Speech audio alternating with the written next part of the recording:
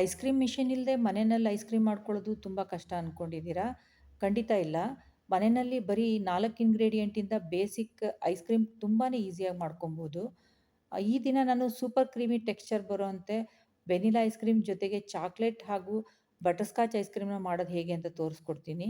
ಹಾಗೇನೇ basic ice ಕ್ರೀಮಿಂದ ಬೇರೆ ಬೇರೆ ರೀತಿ ಐಸ್ ಕ್ರೀಮ್‌ಗಳನ್ನ ಹೇಗೆ ಮಾಡ್ಬೋದು ಅಂತ ಐಡಿಯಾ ಕೊಡ್ತೀನಿ. Welcome to my channel Tara on point. ಮೊದಲಿಗೆ ನಾವು ಐಸ್ ಕ್ರೀಮ್‌ಗೆ ಕಾಮನ್ ಬೇಸ್ ರೆಡಿ ಮಾಡ್ಕೊಳ್ಳೋಣ. ಅದಕ್ಕೆ ನಾನಿಲ್ಲಿ 5 ಟೇಬಲ್ ಸ್ಪೂನಷ್ಟು ಕಸ್ಟರ್ಡ್ ಪೌಡರ್ ತೊಗೊಂಡಿದ್ದೀನಿ. ಇದು ವೆನಿಲಾ ಫ್ಲೇವರ್ ಆಗಿದೆ. ಇದಕ್ಕೆ ತಣ್ಣಗಿರೋಂಥ ಹಾಲು ಹಾಕಿಬಿಟ್ಟು ಒಂದು ಸ್ಲರಿ ರೆಡಿ ಮಾಡ್ಕೊಳ್ಳಿ. ಯಾಕೆಂದರೆ ಕಸ್ಟರ್ಡ್ ಪೌಡರ್‌ನ ನೀವು ಡೈರೆಕ್ಟಾಗಿ ಹಾಲಿಗೆ ಹಾಕಿದ್ರೆ ಗಂಟು ಗಂಟಾಗುತ್ತೆ. ಹಾಗಾಗಿ ಇಲ್ಲಿ ನಾನು 3 ಕಪ್ಪಷ್ಟು ಹಾಲು ತೊಗೊಂಡಿದ್ದೀನಿ. ಅಂದರೆ ಮುಕ್ಕಾಲು ಲೀಟ್ರಷ್ಟು. 3 ಕಪ್ ಹಾಲಿಗೆ 1 ಕಪ್ಪಷ್ಟು ಸಕ್ಕರೆ ಹಾಕ್ಕೊಂಡಿದ್ದೀನಿ. ಅದನ್ನು ಕುದಿಯೋ ತನಕ ಕಾಯಿಸ್ಕೊಳ್ಳಿ. ಈ ಕುದಿಯೋದಕ್ಕೆ ಶುರು ಆದಾಗ ಅದಕ್ಕೆ ನಾವು ರೆಡಿ ಮಾಡಿ ಇಟ್ಕೊಂಡಿರೋಂಥ ಸ್ಲರ್ರಿ ಹಾಕಿ ತಿರುಗಿಸ್ತಾ ಹೋಗಬೇಕು. ಅದು ಗಟ್ಟಿ ಆಗುತ್ತೆ.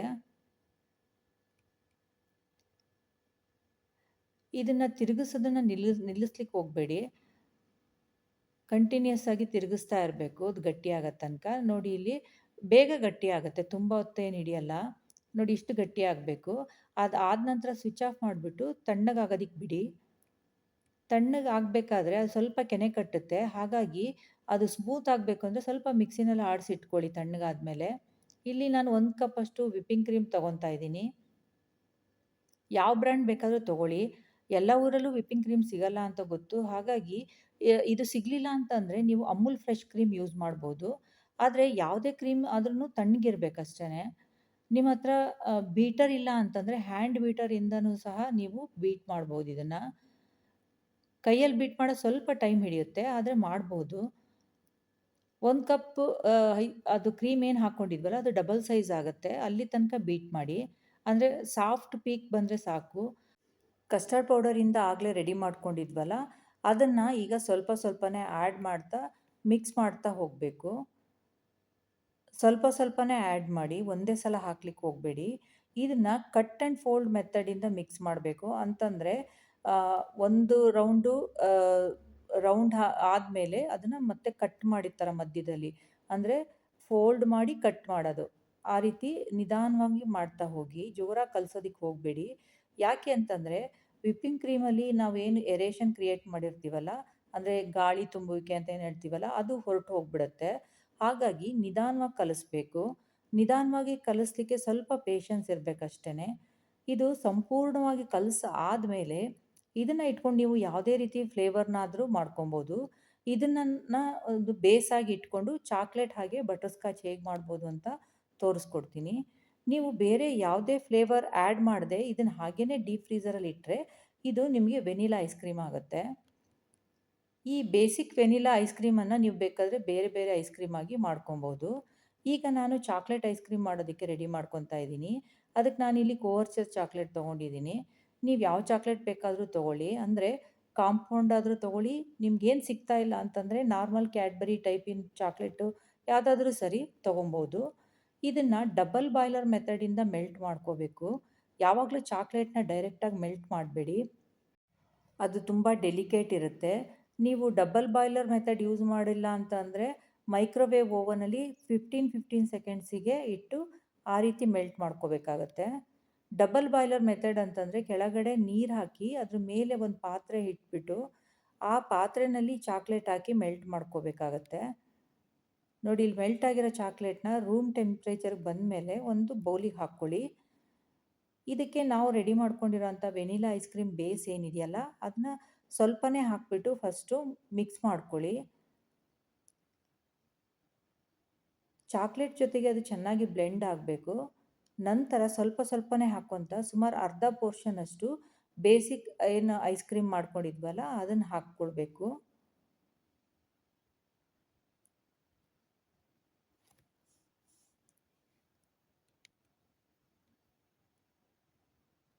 ನೋಡಿ ಇಲ್ಲಿ ಈ ರೀತಿ ನಿಧಾನವಾಗಿ ಅದನ್ನು ಕಟ್ ಆ್ಯಂಡ್ ಫೋಲ್ಡ್ ಮೆಥಡಿಂದ ಮಿಕ್ಸ್ ಮಾಡ್ತಾ ಇದ್ದೀನಿ.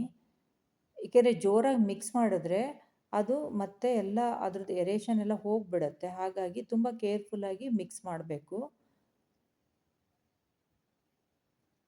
ಇದಕ್ಕೆ ಸ್ವಲ್ಪ ಚಾಕೋ ಚಿಪ್ಸ್ ಹಾಕ್ಕೊಂಡಿದ್ದೀನಿ. ಇದನ್ನು ಸಹ ಸ್ವಲ್ಪ ಮಿಕ್ಸ್ ಮಾಡಿ ಯಾವುದಾದ್ರೂ ಏರ್ ಟೈಟ್ ಬಾಕ್ಸಲ್ಲಿ ಹಾಕಿಬಿಟ್ಟು ಡೀಪ್ ಫ್ರೀಝರಲ್ಲಿ ಇಡಬೇಕು.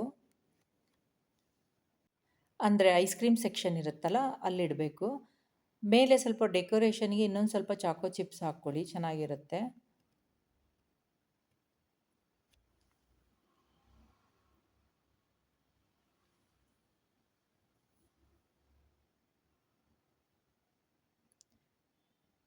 ಈಗ ನೆಕ್ಸ್ಟು ಬಟರ್ ಸ್ಕಾಚ್ ಹೇಗೆ ಮಾಡೋದು ಅಂತ ನೋಡೋಣ.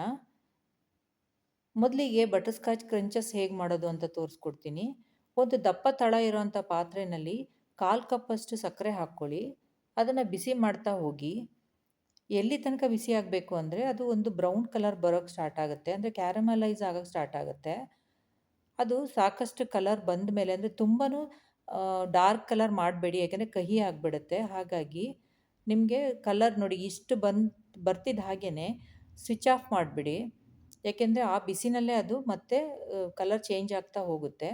ಅದಕ್ಕೆ 1 ಸ್ಪೂನಷ್ಟು ಬೆಣ್ಣೆ ಆ್ಯಡ್ ಮಾಡ್ಕೊಳ್ಳಿ. ಇದು ಆಫಲ್ಲೇ ಇರಬೇಕು, ಯಾವುದೇ ಕಾರಣಕ್ಕೂ ಮತ್ತೆ ಆನ್ ಮಾಡೋಕ್ಕೆ ಹೋಗಬೇಡಿ. ಆ ಬೆಣ್ಣೆ ಕರಗಿದ ನಂತರ ಅದಕ್ಕೆ ಸ್ವಲ್ಪ ಗೋಡಂಬಿ ಪೀಸಸ್ನ ಹಾಕ್ಕೊಳ್ಳಿ. ಇದು ತುಂಬ ಬಿಸಿ ಇರುತ್ತೆ, ತುಂಬ ಕೇರ್ಫುಲ್ಲಾಗಿ ಮಾಡಬೇಕು.